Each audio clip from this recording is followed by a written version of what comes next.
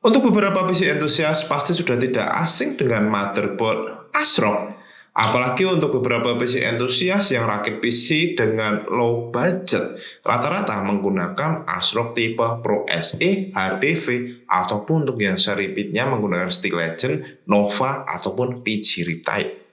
Mari kita ulas dan lebih dalam untuk X870E Taichi. Jadi untuk paket pembeliannya, kalian sudah mendapatkan buku panduan atau manual user, dan selain itu kalian juga mendapatkan 3 buah probe thermistor, dan tak ketinggalan juga terdapat splitter ARGB untuk LED dan 4 buah kabel SATA untuk hard disk 3,5 maupun SSD 2,5. Lalu selain itu kalian juga mendapatkan antena WiFi, dan untuk WiFi-nya ini sudah mendukung WiFi 7 dan Bluetooth.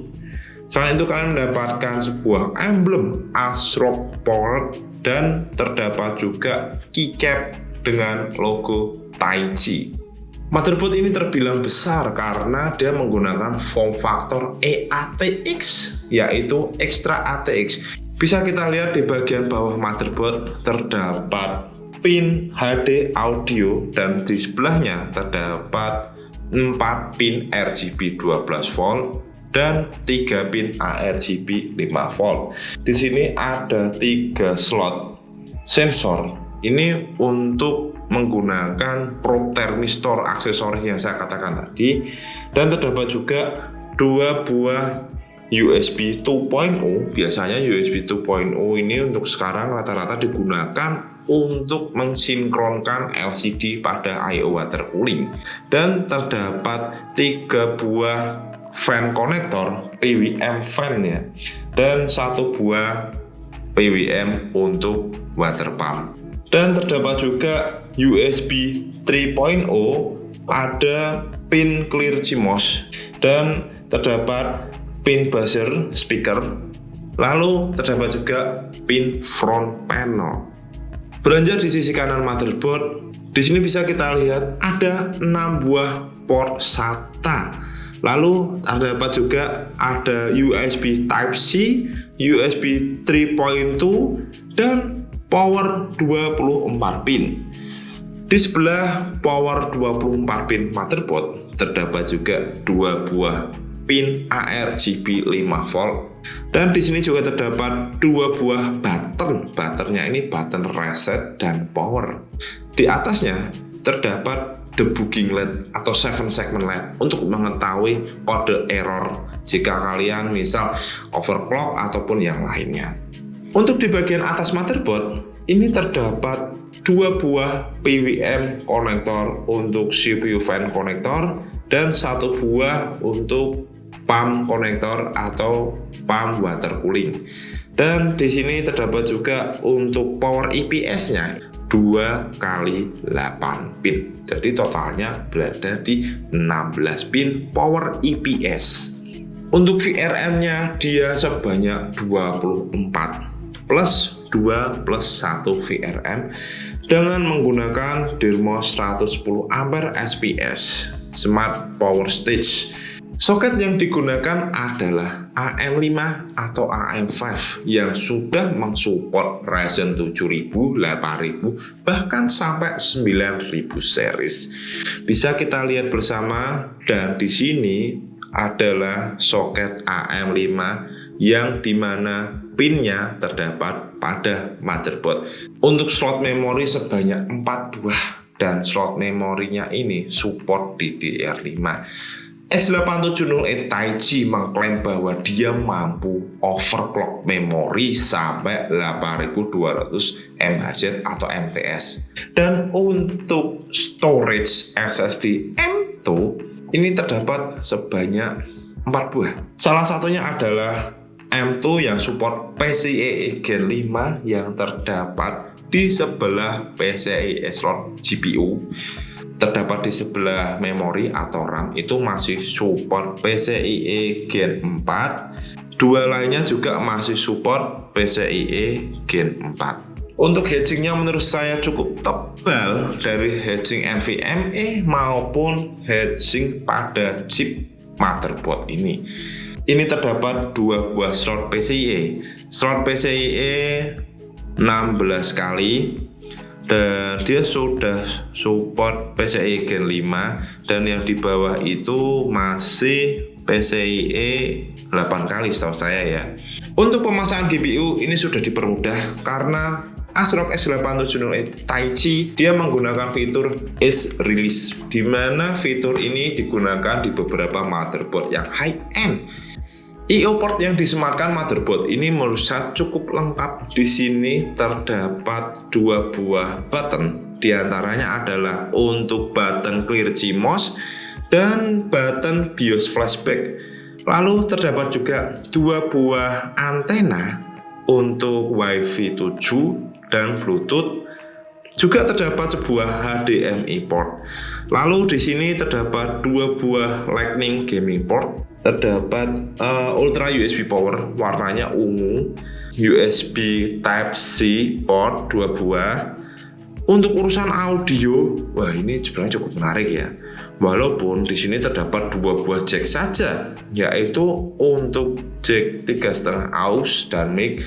Lalu juga sudah disupport optical SDF output. Untuk audionya, dia sudah didukung oleh WiMA audio kapasitor yang berwarna merah itu. Kapasitornya warnanya merah, keren sekali sih. Berikutnya kita akan mengetes motherboard tersebut. Jadi seberapa baguskah motherboard ini menghandle Ryzen 9 9900X. Dan berikut adalah spesifikasi detail pada testbed kita.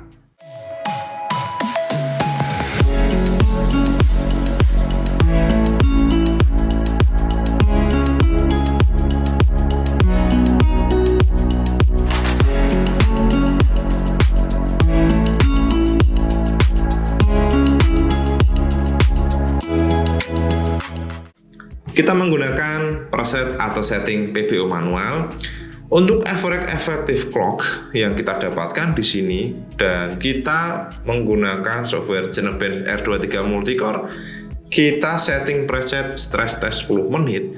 Yang kita dapatkan di sini untuk effective clocknya maksimal kita mendapatkan sebesar 5,3 GHz, dan untuk average-nya berada di 5,1 GHz. Untuk CPU package power yang kita dapatkan maksimumnya kita mendapatkan sebesar 247 watt, dan untuk rata-rata di berada 235 watt.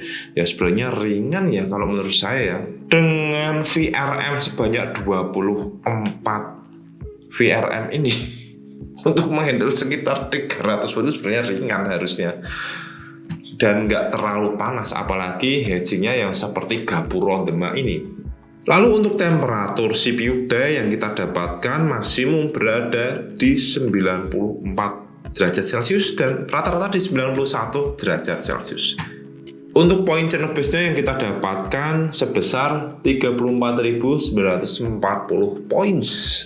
Lalu kita mengetes untuk pengetesan SSD-nya, kita menggunakan Samsung 980 Pro 1TB. Ya ini masih Gen 4 ya, yang kita pasang di slot PCIe Gen 5-nya. Kita mendapatkan hasil dengan nilai read-nya sebesar 6.793 MB/s dan rate-nya sebesar 4.953 MB/s. Dengan kondisi temperatur sekitar 45 derajat Celcius. Ya ini adem sih, hedgingnya kuandel kok ngono ya. Dan untuk pengetesan memori atau RAM kita menggunakan Cleve Bolt V 32 GB DDR5 6000 MHz atau MTS CL30 ya.